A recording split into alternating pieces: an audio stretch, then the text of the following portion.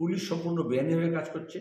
এইভাবে নিরাপদ সর্দারকে তারা মিথ্যা মামলায় জড়িয়েছিল। আজকে হাইকোর্ট জামিন দিয়েছে এবং কটাক্ষ শুরু করেনি, নির্দেশ দিয়েছে যে কেন, কার নির্দেশে ধরা হয়েছিল। 144 ধারা ভাঙলে গ্রেপ্তার করে।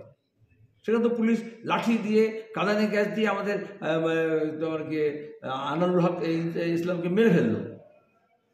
আর এখানে সায়েন্স সিটিতে ধরা কী আছে? তৃণমূলের নেতারা, এমএলএরা, চোর ডাকাতরা ঘুরে বেড়াচ্ছে, পুলিশ পাহারা দিচ্ছে তাদেরকে নৌকো করে নিয়ে যাচ্ছে, লঞ্চে করে নিয়ে যাচ্ছে। আর অন্যদিকে যারা আন্দোলন সংগ্রাম প্রতিবাদ করছে, প্রতিবাদী মানুষের কাছে যাচ্ছে, তাদের যা ব্যথা যন্ত্রণা বুঝবার চেষ্টা করছে, তাদেরকে আটকাচ্ছে। এর আগেও নওশাদ সিদ্দিকীকে গ্রেপ্তার করেছিল, কিন্তু তাকে আটকে রাখতে পারেনি, আর আজকেও রাখতে পারবে না। আমরা এটা প্রতিবাদ করছি। কিন্তু আজকেই তো আমাদের লেখক, শিল্পী, বুদ্ধিজীবী, গায়ক, নাট্যকর্মী তারা গিয়েছেন, কবি, এবং সেখানে গিয়ে তারা সবাইকে আলাদা আলাদা করে যেতে হয়েছে। কেন আলাদা করে যেতে হচ্ছে? কারণ 144 ধারা আছে। কিন্তু তাদেরকে আটকাবে কেন? কীভাবে আটকাতে পারে? পুলিশকে কীভাবে মোকাবিলা করতে হয় সেটা বামপন্থীরা জানে। আজকে সেটা প্রমাণিত হয়েছে। কার্যত ফাঁকি দিয়েই, পুলিশকে ফাঁকি দিয়েই বুদ্ধিজীবীরা এই সঙ্গে বলছেন। এটাকে ফাঁকি বলে না, এটাকে বুদ্ধির দৌড় বলে।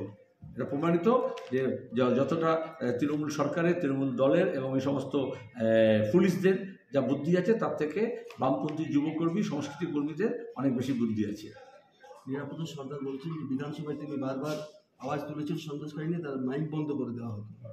ঠিক তো, কোনো প্রতিবাদ তারা করতে দেয়নি তো। মুখে মমতা তো লুকোপ্রাস লাগিয়ে রাখতে হয়েছিল। মমতা তো পুলিশ মন্ত্রী ছিল। আজকে যে বিজেপির নেত্রী সোনালী ঘোষে তো ডেপুটি স্পিকার ছিল। স্পিকার কী করেছে? ডেপুটি স্পিকার কী করেছে? মাইক বন্ধ করে দিয়েছে।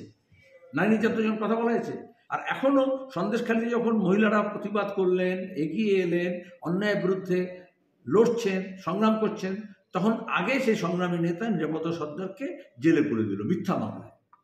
হাইকোর্ট পরিষ্কার বলেছে কোন অফিসার করেছে, কার নির্দেশে করেছে, তার জবাবদিহি করতে হবে। জামিন পেয়েছিলেন?